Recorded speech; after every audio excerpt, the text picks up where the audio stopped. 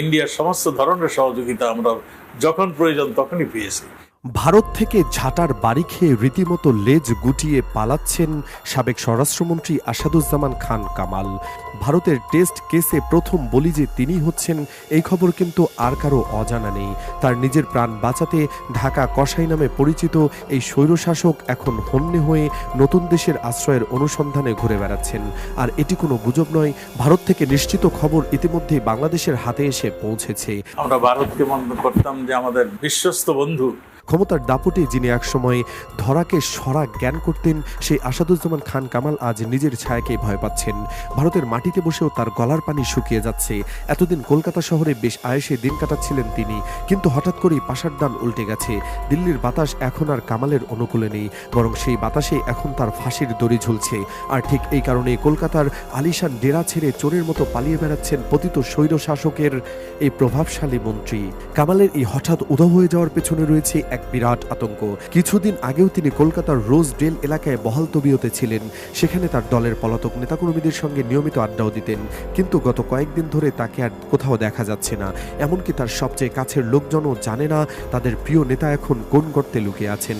গোপন সূত্রে খবর এসেছে তিনি নাকি নিজের 1 বছরের ঠিকানা বদলে ফেলেছেন। যে বাসায় তিনি এতদিন লুকিয়েছিলেন সেই বাসা ছেড়ে এখন এক অজ্ঞাত স্থানে চলে গেছেন। আর এর পেছনের কারণটাও খুবই স্পষ্ট, কারণ বাংলাদেশ সরকার তাকে ফেরত চাইছে, আর ভারত সরকার সেই চিঠি গ্রহণ করে বিষয়টি খতিয়ে দেখার আশ্বাস দিয়েছে। ব্যাস, এটুকু খবর কানে আসতেই কামালের পায়ের তলার মাটি সরে গেছে। পরিস্থিতি কতটা ভয়াবহ তা বোঝা যায় সম্প্রতি ফাঁস হওয়া একটি অডিও রেকর্ড থেকে। কামালের এক ঘনিষ্ঠ সহযোগী তার সঙ্গে দেখা করার জন্য পাগল হয়ে গিয়েছিলেন। তিনি কামালের বাসার সামনে পর্যন্ত চলে গিয়েছিলেন, কিন্তু কামাল তাকে দেখা করতে দেননি। টেলিফোনে কামাল পরিষ্কার জানিয়ে দেন যে তিনি এখন আর আগের ঠিকানায় নেই। তার কণ্ঠে ছিল চরম হতাশা আর ভয়ের ছাপ। তিনি ওই ব্যক্তিকে বলেন যে ভারতে থাকাটা তিনি আর নিরাপদ মনে করছেন না, তাকে এখন অন্য কোনো ব্যবস্থার কথা ভাবতে হবে। যে ভারত ছিল তাদের কাছে স্বর্গরাজ্য, সেই ভারতকেই এখন তার কাছে মৃত্যুকূপ মনে হচ্ছে।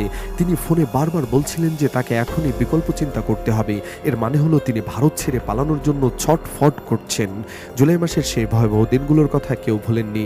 ছাত্র জনতার উপর নির্বিচারে গুলি চালানোর হুকুমদাতা হিসেবে কামালের নাম ইতিহাসের পাতায় কালো অক্ষরে লেখা হয়ে গেছে। আন্তর্জাতিক অপরাধ ট্রাইব্যুনাল ইতিমধ্যে তাকে এবং স্বৈরাচার হাসিনাকে মৃত্যুদণ্ড দিয়েও ফেলেছে। এই রায় ঘোষণার পরপরই কামালের ঘুম হারাম হয়ে গেছে। তিনি খুব ভালো করেই জানেন যে একবার যদি বাংলাদেশের মাটিতে পা পড়ে তাহলে তার আর রক্ষা নেই। চিফ প্রসিকিউটর তাজুল ইসলাম এবং ট্রাইব্যুনালের বিচারপতিরা যে তাকে কোনোভাবেই ছাড় দেবেন না সেটা তিনি হাড়ে হাড়ে টের পাচ্ছেন। আর তাই ট্রাইব্যুনালের এই রায় খবর শুনেই তিনি কলকাতা থেকে পাতলু চাদর গুটিয়ে পালানোর পথ খুঁজছেন। কূটনৈতিক পাড়ায় কান পাতলে শোনা যাচ্ছে আরও চাঞ্চল্যকর সব তথ্য। বাংলাদেশ সরকার ভারতের কাছে আনুষ্ঠানিকভাবে চিঠি দিয়েছে কামালকে ফেরত পাঠানোর জন্য। এই চিঠি পাওয়ার পর ভারত সরকারও বেশ নড়ে চড়ে বসেছে। ভারতের পররাষ্ট্র মন্ত্রণালয় জানিয়েছে যে তারা বাংলাদেশের অনুরোধটি গুরুত্বের সঙ্গে বিবেচনা করছে। প্রতিবেশী দেশ হিসেবে বাংলাদেশের বিচার ব্যবস্থার প্রতি তাদের শ্রদ্ধা রয়েছে। আর এখানেই কামালের আতঙ্কের শুরু। এতদিন তিনি ভাবতেন ভারত তাকে আজীবন জামাই আদর করে রাখবে, কিন্তু রাজনীতির মাঠে যে কোনো কিছুই চিরস্থায়ী নয় সেটা তিনি এখন বুঝতে পারছেন। ভারতের নিরাপত্তা উপদেষ্টা অজিত দোভালের সঙ্গে বাংলাদেশের নিরাপত্তা উপদেষ্টার বৈঠক হয়েছে। সেখানেও এই প্রত্যর্পণের বিষয়টি নিয়ে আলোচনা হয়েছে বলে খবর রটেছে। কামাল এখন এমন একটি দেশ খুঁজছেন যেখানে মৃত্যুদণ্ডের কোনো বিধান নেই। তিনি জানেন ইউরোপের দেশগুলোতে মৃত্যুদণ্ড নেই, তাই তিনি প্রাণপণ চেষ্টা করছেন কোনোভাবে ইউরোপের কোনো দেশে রাজনৈতিক আশ্রয় নেওয়া চায় কিনা। কারণ একবার যদি তিনি ইউরোপে ঢুকে পড়তে পারেন তাহলে তাকে আর বাংলাদেশে ফেরত আনানো যাবে না। কিন্তু চাইলেও তো আর ইউরোপে যাওয়া যায় না। তার উপর তার ঘাড়ে ঝুলছে গণহত্যার মতো গুরুতর অভিযোগ। পৃথিবীর কোনো সভ্য দেশ একজন গণহত্যায় অভিযুক্ত ব্যক্তিকে আশ্রয় দিতে চাইবে কিনা তা নিয়ে যথেষ্ট সন্দেহ রয়েছে। তবুও ডুবে যাওয়া মানুষ যেমন খড়কুটো আঁকড়ে ধরতে চায়, কামালও তেমনি যে কোনো মূল্যে ভারত ছাড়তে চাইছেন। স্বরাষ্ট্র মন্ত্রণালয়ের কাছে খবর আছে যে কামাল গত 5 আগস্ট সরকার পতনের পর বর্ডার দিয়ে অবৈধভাবে ভারতে প্রবেশ করেছিলেন। তার পাসপোর্টে কোনো ছিল নেই, অর্থাৎ তিনি একজন অনুপ্রবেশকারী হিসেবে ভারতে অবস্থান করছেন। আইন অনুযায়ী ভারত সরকার চাইলে যে কোনো সময় তাকে গ্রেফতার করে বাংলাদেশের হাতে তুলে দিতে পারে। আর এই ভয়ে কামাল এখন তটস্থ। তিনি নিজেও তার ঘনিষ্ঠদের কাছে স্বীকার করেছেন যে ভারত তাদের আশ্রয় দিয়েছেন ঠিকই, কিন্তু তাদের কারণে ভারত সরকারের কোনো সমস্যা হোক সেটা তিনি চান না। এই কথাটাই আসলে তার ভয়েরই বহিঃপ্রকাশ। তিনি বুঝতে পারছেন যে তিনি এখন ভারতের জন্য একটি বোঝা হয়ে দাঁড়িয়েছেন, আর ভারত চাইবে না একজন অপরাধীর জন্য বাংলাদেশের সঙ্গে তাদের সম্পর্ক নষ্ট করতে। এদিকে ঢাকায় বসে কামালের এই দুরবস্থা দেখে অনেকেই স্বস্তির নিঃশ্বাস ফেলেছেন। প্রধান উপদেষ্টার প্রেস সচিব শফিকুল আলম তো সরাসরি কামালকে ঢাকার কসাই বলে আখ্যায়িত করেছেন। তিনি স্পষ্ট ভাষায় বলেছেন যে স্বৈর স্বৈরাচার হাসিনাকে ফেরত আনার প্রক্রিয়া হয়তো একটু সময় সাপেক্ষ হতে পারে, কিন্তু আসাদুজ্জামান খান কামাল ওরফে বোতল কামালকে দিয়ে এই প্রত্যর্পণ প্রক্রিয়া শুরু হবে। সরকারের এই কঠোর অবস্থান কামালের কানে পৌঁছানোর পরপরই তিনি দিশেহারা হয়ে পড়েন। তিনি বুঝতে পারছেন যে তার আর সময় নেই। বিচারপতি গোলাম মুর্তুজা এবং তার ট্রাইব্যুনাল যে ন্যায় বিচার প্রতিষ্ঠায় বদ্ধপরিকর তা কামালের অজানা নয়। তাই তিনি ইঁদুরের মতো গর্ত খুঁজছেন এখন।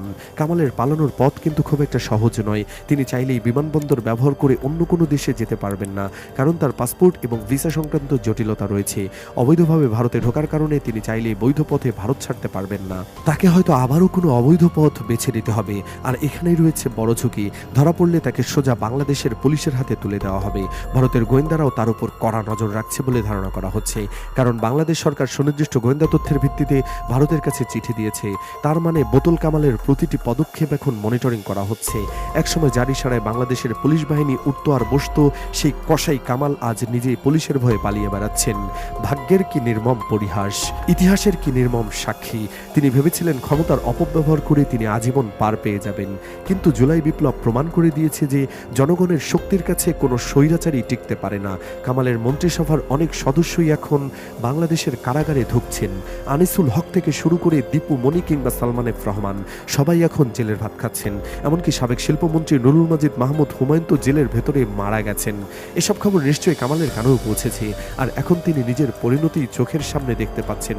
কামালের এই পালানোর চেষ্টা আসলে তার অপরাধ বোধেরই প্রমাণ। তিনি যদি নির্দোষ হতেন তবে তিনি পালিয়ে বেড়াতেন না, তিনি আইনের মুখোমুখি হতেন। কিন্তু তিনি জানেন যে তিনি কি করেছেন। হাজার হাজার মায়ের বুক খালি করার দায় কি তিনি কখনো এড়াতে পারবেন? তার হাতে লেগে আছে শত শত ছাত্র জনতার রক্ত। এই রক্তের দাগ কোনো সাবান দিয়ে মোছা সম্ভব নয়। এ কারণেই তিনি বিচার প্রক্রিয়াকে ভয় পাচ্ছেন। তিনি জানেন ট্রাইব্যুনালের কাঠগড়ায় দাঁড়ালে তার বাঁচার কোনো রাস্তা থাকবে না। সাক্ষ্য প্রমাণ সব তো তার বিরুদ্ধেই কথা বলবে।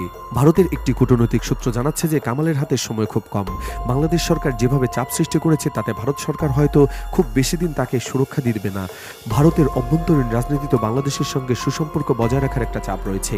এই পরিস্থিতিতে কামালকে বলি দেওয়া ভারতের জন্য খুব একটা বেশি কঠিন কাজ হবে না। এটাকে বলা হচ্ছে টেস্ট কেস, অর্থাৎ কামালকে ফেরত দেওয়ার মাধ্যমে ভারত যদি সদিচ্ছা দেখায় তবে দুই দেশের সম্পর্ক আরো ভালো হবে। আর কামাল হচ্ছেন সেই সম্পর্কের বলির পাঠা। এই সমীকরণটা কামাল খুব ভালোভাবে বুঝতে পেরেছেন, আর তাই তিনি ভারত ছাড়ার জন্য পাগল হয়ে গেছেন। কলকাতা থেকে দিল্লি কোথায় গেছেন তা নিয়ে আপাতত গুঞ্জন চলছে। কেউ বলছে তিনি নেপালের দিকে যাওয়ার চেষ্টা করতে পারেন, আবার কেউ বলছে তিনি হয়তো সমুদ্রপথে অন্য কোথাও যাওয়ার পরিকল্পনা করছেন। তবে তিনি যেখানে যান না কেন তার জন্য কোথাও শান্তি অপেক্ষা করছে না, কারণ ইন্টারপোলের রেড নোটিশ জারির প্রক্রিয়া চলছে। একবার যদি রেড নোটিশ জারি হয়ে যায় তবে পৃথিবীর কোনো প্রান্তেই তিনি আর নিরাপদ থাকতে পারবেন না, তাকে ফিরতেই হবে। সব মিলিয়ে পরিস্থিতি এখন কামালের জন্য শ্বাসরুদ্ধকর। তিনি এখন প্রতি মুহূর্তে ধরা পড়ার ভয়ে তটস্থ। ভারতের মাটিতে তার প্রতিদিন কাটছে চরম অনিশ্চয়তায়। তিনি হয়তো ভাবছেন টাকা দিয়ে তিনি সবকিছু ম্যানেজ করে ফেলবেন, কিন্তু এবারের পরিস্থিতি ভিন্ন, এবারের প্রেক্ষাপট ভিন্ন। জুলাইয়ের শহীদদের রক্ত তার পিছন ছাড়বে না। তিনি যত দূরেই পালান না কেন বিচারের হাত তাকে স্পর্শ করবেই। ইতিহাস সাক্ষী আছে মির্জাফররা কখনো রেহাই পায় না। কামালও দেশের মানুষের সঙ্গে মির্জাফরি করেছেন। তিনি দেশের মানুষকে রক্ষা করার শপথ নিয়েছিলেন, কিন্তু তিনি উল্টো মানুষের উপর গুলি চালানোর নির্দেশ দিয়েছিলেন। এই বিশ্বাসঘাতকতার শাস্তি তাকে পেতেই হবে। ভারত তাকে আর বোঝা হিসেবে টানতে চাইছে না, অন্য দেশগুলো তাকে আশ্রয় দিতে খুব একটা আগ্রহী নয়। এই অবস্থায় কামালের সামনে এখন শুধুই অন্ধকার। তিনি এখন একাকী এক পলাতক আসামি, যার কোনো দেশ নেই, কোনো আশ্রয় নেই, শুধু আছে মৃত্যুদণ্ডের পরোয়ানা। শেষ পর্যন্ত কামালকে হয়তো সেই ট্রাইব্যুনালের কাঠগড়ায় দাঁড়াতেই হবে। তাজুল ইসলামের জেরা এবং বিচারকদের রায়ের মুখোমুখি তাকে হতেই হবে। তিনি যতই লুকোচুরি খেলুন না কেন তার মরণ ঘণ্টা বেজে গেছে। বাংলাদেশের মানুষ এখন শুধু সেই দিনের অপেক্ষায় আছেন যেদিন কামালকে দেশে এনে বিচারের মুখোমুখি করা হবে।